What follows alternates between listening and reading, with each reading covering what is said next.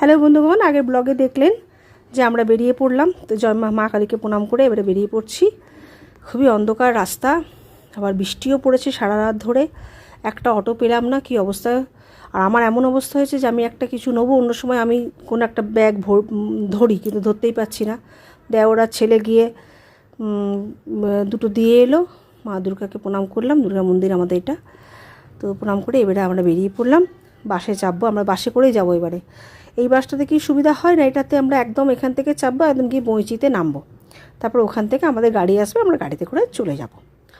তো বাস চলে এসেছে। বাসটা ন্যাশনাল বাস, আমরা আবার বালিখাল বাস বলি। 4:20 এখান থেকে ছাড়ে, আমরা গিয়ে বঁইচিতে নামবো। এটাতে আমাদের খুব সুবিধা হয়, ছোটোবেলা থেকে এটাতে আমরা খুবই যাওয়া আসা করেছি বা করতাম। ঠাকুমা দাদু যখনই আমাদের দেশে বাড়ি যেতাম, তখন আমরা এই বাসে করেই যাওয়া আসা করতাম। এই বাসের অনেক গল্প আছে। তো চলুন আজকের মতো ভিডিওটা রাখছি, চোখ রাখুন অবশ্যই আমার ভিডিওতে।